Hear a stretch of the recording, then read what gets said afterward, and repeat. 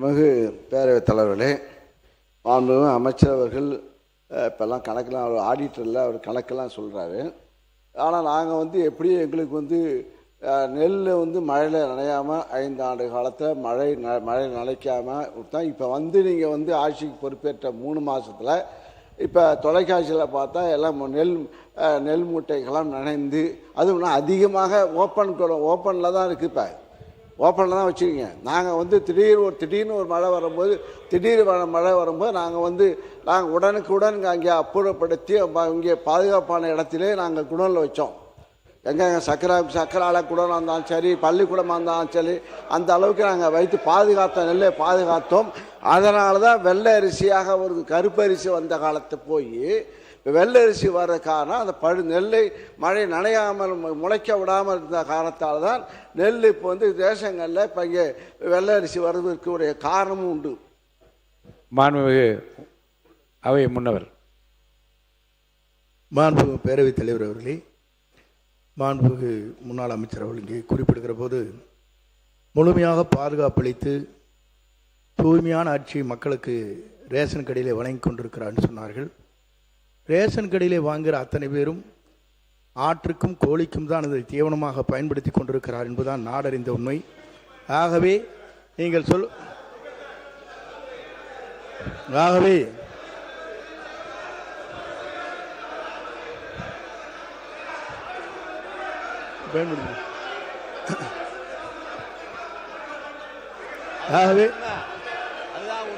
ஆகவேதான்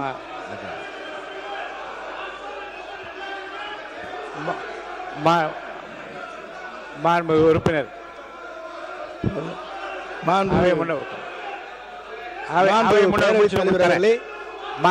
முன்னவர் முடித்தவுடன் உறுப்பினர் கோவி ஸ்ரீன் அவர்கள் பேச அவை முன்னவர் முடிங்க.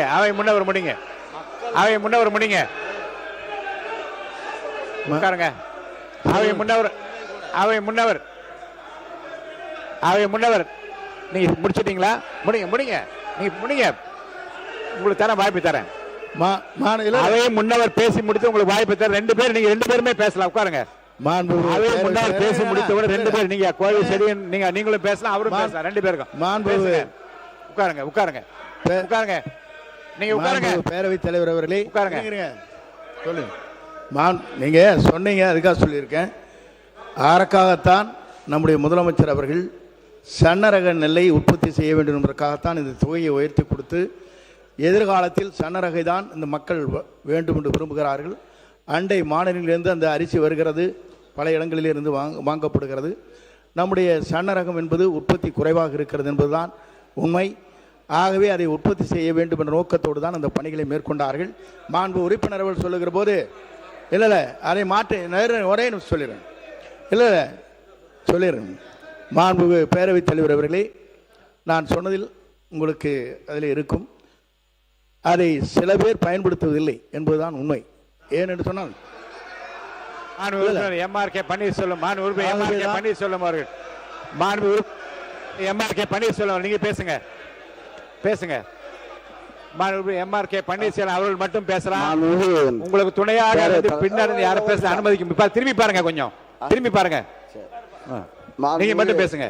பேரவைத் தலைவர்களே, இங்கே முன்னாள் அமைச்சர் நேரு கூட அந்த ரேஷன் அரிசி தான் சாப்பிட்றேன். ஏன்னா சுகர் கம்மியாகும்ட்டு, அதை சுகரை கம்மியாகும்னு சொல்லி அதே மோட்டா அரிசி சாப்பிட்றாரு. அதனால் எல்லாரும் உறுப்பினர் கே நேரு அவர்கள் பேச. மாண்புமிகு பேரவைத் தலைவர்களே, அவை முன்னவர் என்ன அர்த்தத்தில் அப்படி சொல்கிறார்? ஆட்டுக்கு மாட்டுக்கும் எல்லாம் என்பதெல்லாம் இல்லை. குறிப்பாக உங்களுக்கு அரிசி எப்படி கொடுப்போம் என்று சொன்னால், நானும் இந்த உணவுத்துறை 30 வருடத்துக்கு முன்பு நான் பார்த்தேன். எனவே சொல்வது, கருப்பாக இருக்கிற அரிசியை கடைசி நேரம் வேறு வழியாக, அப்போதெல்லாம் அரிசி கிடைப்பது கஷ்டம், சென்ட்ரல் போர்லேருந்து கிடைக்கிறது கஷ்டம். அப்போ அது 1 மாதத்துக்கு 1/2 மாதத்துக்கு கொடுப்பாங்களே தவிர, நம்முடைய மாண்புமிகு உணவுத்துறை அமைச்சர் சக்கரபாணி வந்த பிறகு பாதுகாப்பான குடோன் எந்த காலத்திலும் எந்த உணவு, அவரும் உணவு அமைச்சராக இருந்தார், நானும் உணவு அமைச்சராக இருந்தேன். ஆனால் அவர் தான் நிறையா கட்டினார். அவருடைய காலத்தில் நம்முடைய தளபதி அவர்கள் அதற்காக நிதி ஒதுக்கி நெல்லை நனையாமல் கொண்டு சென்றது சக்கரபாணி. நான் சொல்லிடுறேன், நான் 1 நிமிஷம் சொல்லிடுறேன், நீ சொல்லு. நம்முடைய அவை முன்னவர் சொல்கிறார் ஆட்டுக்கு மாட்டுக்கெலாம் இல்லை, இன்றைக்கி ரேஷன் அரிசி எல்லா மக்களும் சாப்பிட்றாங்க.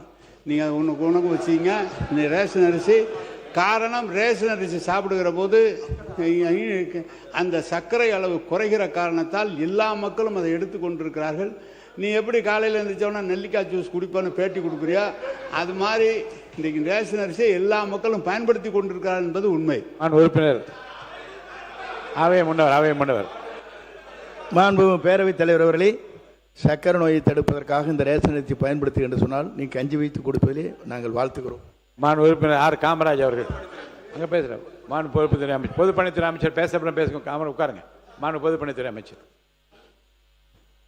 மாண்புமிகு பேரவைத் தலைவர்களே,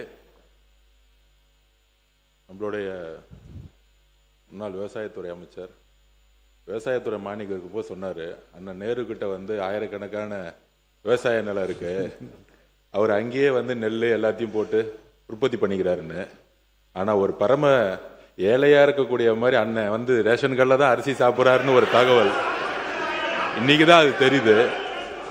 அதனால அதாவது என்னுடைய பதிவு நான் முடிச்சிடுறேன், நீங்க பேசும்போது நான் முடிச்சிடுறேன். எதற்கு சன்னக நெல் அரிசிக்கு அதிகமான ஊக்கத்தொகையும் பொது ரக அரிசிக்கு எதுக்கு விலை கம்மியும் அப்படிங்கிற ஒரு விவாதம் நம்முடைய முன்னாள் உணவுத்துறை அமைச்சர் வந்து ஒரு பதிவு பண்ணாரு. மாண்புமிகு முதலமைச்சர் மூத்த அமைச்சர்களை ஒரு 8 அமைச்சர்களை கூப்பிட்டு விவசாய சங்கங்களை வந்து சந்திக்க சொன்னார். நம்மளுடைய கம்யூனிஸ்ட் தோழர்கள்லாம் இருந்தாங்க. ஸோ அங்கே விவசாய சங்கங்களோட பேசிட்டு இருக்கும் பொழுது அப்போ ஒரு கோரிக்கை கொடுத்தோம். உணவுத்துறையில் ரேஷன் சிஸ்டத்தில் அரிசியோடைய நான் சிறு வயதிலேயே பிஹெச்ல இருக்கும் பொழுது ரேஷன் கடையில் போய் அரிசி வாங்கி சாப்பிட்ட கும்பிட்டு தான் என்னோட குடும்பம். அப்போ சாப்பிடும்போதே அரிசியோடைய அளவு வந்து எப்பயுமே பெருசாக இருக்கும். அதோடைய கலர் வந்து பார்த்தீங்கன்னா நம்மளுடைய எல்லார் வீட்லையும் இப்போ நம்ம சாப்பிடக்கூடிய அரிசி நிறைய பேர் சில சட்டமன்ற உறுப்பினர்கள் ரேஷன் அரிசி சாப்பிட்றான்னு சொல்கிறாங்க. நம்ம அது தனிப்பட்ட இது நான் போல. பெரும்பாலும் இங்க இருக்கக்கூடிய சட்டமன்ற உறுப்பினர்கள் தன்னுடைய மனசாட்சிப்படி தெரியும் யாரும் ரேஷன் கடையில இருந்து அரிசி வாங்கி சாப்பிட்றது இல்லை. பெரும்பாலும் நான் இதுதான் உண்மையை தான் நாங்கள் உண்மையை பதிவு பண்றோம். இங்க வந்து மக்கள் என்ன நினைக்கிறாங்கிறத உண்மையை நம்ம பதிவு பண்ணணும். இதுல வந்து இந்த ஆட்சி அந்த ஆட்சி போன ஆட்சி 50 வருஷ ஆட்சி பத்தி பதிவு பேசல. இன்னைக்கு இருக்க நிலைமை என்னங்கிறத மாண்புமிகு முதலமைச்சருடைய கவனம் போய் சென்ற பிறகு அப்ப விவசாயிகள் சொன்னாங்க, நாங்க வந்து எங்களுடைய பயிரை மாத்தணும்னா நீங்க வந்து சன்ன நகர்களுக்கு வந்து அதிகமான ஊக்கத்தொகை கொடுங்க அப்படின்னு பதிவு பண்ணுவோம். மாண்புமிகு முதலமைச்சர் திருப்பியும் ஒரு விவாதம் நடந்துச்சு. அப்ப மாண்புமிகு முதலமைச்சர் சொன்னாரு, மற்ற ஆட்சிகள்லாம் விட்டுருவோம், நம்ம ஆட்சியில கொடுக்கக்கூடிய அரிசி சன்ன நகர் நெல்லா நம்ம கொடுப்போம், அரிசியா கொடுப்போம் மக்களுக்கு. நம்ம ரேஷன்ல கொடுக்கக்கூடிய அரிசியை அனைத்து ரேஷன் கடையில் வச்சிருக்கக்கூடிய எல்லா மக்களும் முக்கியமாக தாய்மார்கள் வாங்கிட்டு போகக்கூடிய அரிசி அவங்க ஒரு அண்ணனா ஒரு அம்மாவுக்கு ஒரு அரிசி கொடுக்கிற இடத்துல அவர் சொன்னது, நம்ம கொடுக்கிற அரிசி அவங்க வீட்டில் சாப்பிடணும், சாப்பிடக்கூடிய அரிசியா மாத்தணும் சொன்னது எங்களுடைய முதலமைச்சர். இது உண்மை. இதற்குதான் சன்ன நகர் நெல் அரிசிக்கு அதிகமான ஊக்கத்தொகை கொடுத்து டெல்டா மாவட்டங்கள்ல இனிவரும் காலங்கள்ல பொது ரக நெல்லுக்கு பதிலா சன்ன நகர் நெல்லை வந்து பயிரிடணும், அவங்களுக்கு ஒரு ஊக்கம் கொடுக்கணும். அவங்க பயிரிட்டாதான் அதை வந்து நம்ம கரெக்டா வந்து ப்ரொக்யூர் பண்ணி மக்களுக்கு ரேஷன் கடையில கொடுக்க முடியும். ஏன்னா அவங்க அதிகமான வந்து உற்பத்தி வந்து பொது ரகம் பண்ணிட்டாங்கன்னா ரேஷனுக்கு வந்து நம்ம சரியான நெல்லை அரிசியை கொடுக்க முடியலங்கிறதுக்காக தான் சன்ன நெல்லை வந்து உற்பத்தி அதிகப்படுத்துறதுக்கு இதை பதிவு பண்றோம். உண்மையாக சொல்லுகிறோம், தாய்மார்களுடைய வழியிலிருந்து சொல்றோம். இன்றைக்கு அதை மாற்றக்கூடிய ஒரு அரசாக 90% இன்றைக்கு அந்த அரிசியை வாங்கி யாரும் சாப்பிட்றதில்ல, இட்லி மாவு யூஸ் பண்றாங்க. அண்ணன் சொல்ற மாதிரி முன்னாடி நிறைய கடத்தல் நடந்துட்டு இருந்துச்சு, இதெல்லாம் தடுத்து ஆந்திராவுக்கு போயிட்டு இருந்துச்சு, கர்நாடகா போயிட்டு அதை தடுத்து நிப்பாட்டி இன்னைக்கு வரக்கூடிய காலத்தில் சன்ன நகர் நெல்லை வாங்கி அதை கரெக்டா ஸ்டோரேஜ்ங்கிறது கிடையாது. இது இந்த அரசு அந்த அரசு சொல்ல வரல. அதிகமான உற்பத்தி வரும் பொழுது தார்பாயை மூடி அப்படிதான் நம்ம ஸ்டோரேஜ் பண்ணி வச்சிருக்கோம். 30-40% தார்பாயை தான் மூடி வச்சிருக்கோம். அப்ப ஸ்டோரேஜை உருவாக்கக்கூடிய இடத்துல நம்மளுடைய உணவுத்துறை அமைச்சரும் சரி விவசாயத்துறை அமைச்சரும் சேர்ந்து வந்து தனி திட்டங்களை கொண்டு வந்துட்டு இருக்காரு. ஆனால் 70% 80% இன்னைக்கு ஒவ்வொரு வீட்லயும் தாய்மார்கள் அரசு கொடுக்கக்கூடிய அரிசியை சாப்பிடுறதுங்கிறதா உண்மையான சர்வே ரிப்போர்ட். இதை இந்த உண்மையை மாத்துறதுக்காக தான் இந்த சன்னரக நெல்லுக்கான அதிகமான ஊக்கத்தொகையை முதலமைச்சர் அவர்கள் அனௌன்ஸ் பண்ணியிருக்கார். ஆனா உணவுத்துறை அமைச்சர் ஏதோ சொல்லணும். பேரவைத் தலைவர்களே, நம்ம முன்னாள் அமைச்சர் 2 பேரும் கே நேரு சாரும் அவர் சொல்லியிருந்தாங்க, எங்கேயுமே எங்கள் ஆட்சிகள் நினைவே இல்லைன்னு. எங்கிட்ட சில ரிப்போர்ட்ஸ் இருக்குது, சில ஃபோட்டோஸ் பேப்பரில் கடந்த 1 ஆண்டு காலமாக அந்த பேப்பர் ரிப்போர்ட்டாக இருக்குது. அதாவது சும்மா ஒரு எக்ஸாம்பிள் மட்டும் சொல்கிறேன். 2025 டிசம்பர் முதல் வாரத்திலேயே மதுராந்தகத்தில் 5000 மூட்டைகள் மழையில் நினைந்தன. அது பேப்பர் ரிப்போர்ட்டில் பேப்பர் பத்திரிகைகள் நிறையா வந்திருக்கு. அதே போல் விருதாச்சலம் பத்திரிகை நேர விவசாயி சொன்ன செய்தி தான், எங்கேருந்து போடலை. விருதாச்சலத்தில் 5000 நெல் மூட்டைகள் அதே பேர் நினைஞ்சிருக்கு. ஜனவரி 2025 அதில் சிவகங்கை மாவட்டத்தில் இளையான்குடி கொள்முதல் தாமதத்தால் விவசாயிகள்லாம் ரோட்டில் வந்து போராடினாங்க. 2026 பிப்ரவரி மாதத்தில் சேத்தியாத்தோப்பில் சுமார் 1 லட்சம் நெல் மூட்டைகள் தேக்கமடைந்து, எங்கேயும் குடோன் இல்லை, ஸ்பேஸ் இல்லை, லாரி இல்லைன்னு சொல்லி தேக்கமடைந்தது. அங்கேருந்து மூவ் பண்ணாங்க. மானாமதுரை அதில் பல ஆயிரம் மூட்டைகள் நெல் மூட்டை நடந்திருக்குன்னு நினைந்திருக்கிறது. அப்போ விவசாயிகள்லாம் போராடி இருக்காங்க. இதெல்லாம் உங்களுக்காக ஒரு ரிப்போர்ட்டாக வச்சுருக்கேன். இதெல்லாம் பத்திரிகையிலையும் வந்திருக்கு. அந்த இடத்துல ஆய்வு பண்ணி அதையும் பண்ணியிருக்காரு.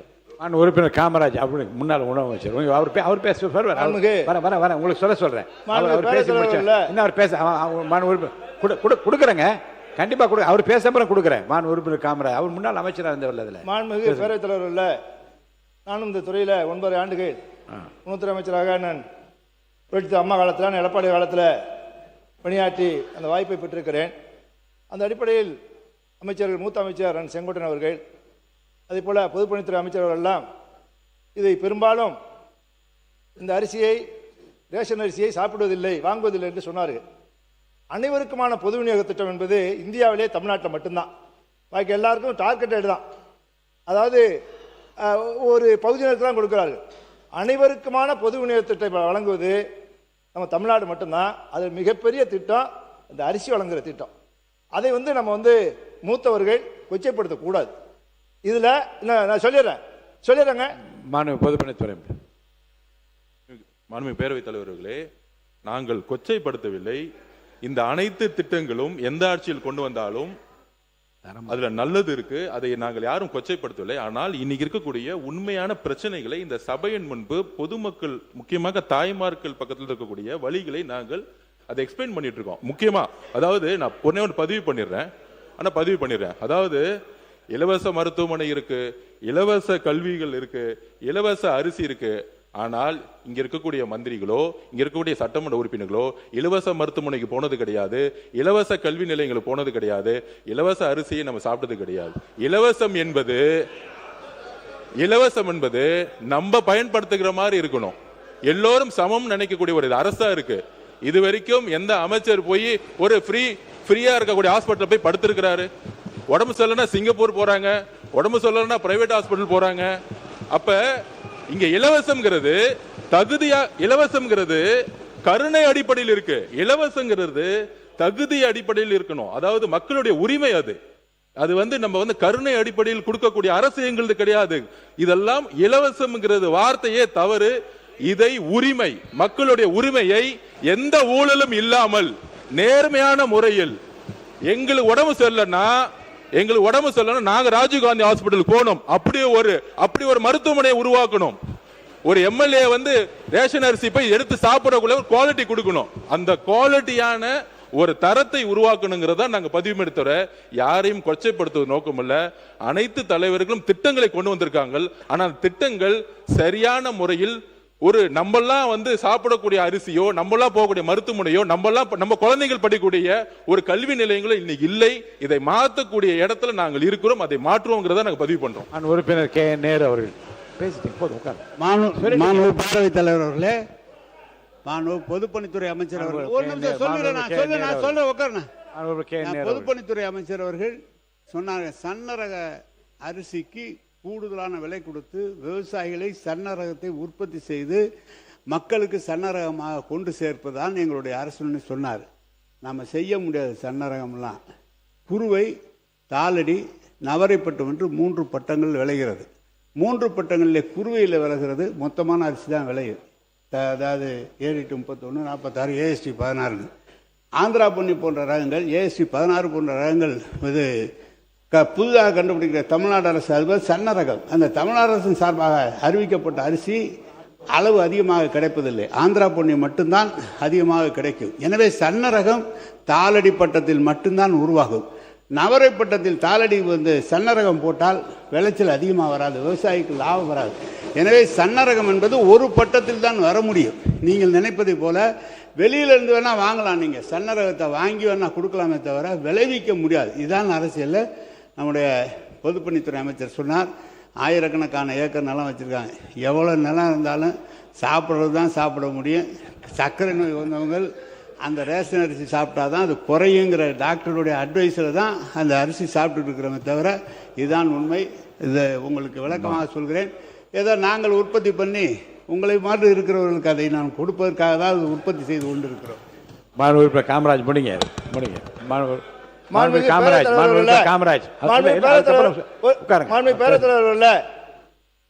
அதாவது இந்த அரிசி வழங்குகிற திட்டத்தை இலவச அரிசி என்று சொல்லக்கூடாது, விலையில்லாத அரிசி என்று சொன்ன தலைவர் மாண்புமிகு புரட்சி தலைவி அம்மா அவர்கள் 1,84,00,000 பேருக்கு தமிழ்நாடு முழுவதும் விலையில்லாத அரிசியை அறிமுகப்படுத்தினார்கள்.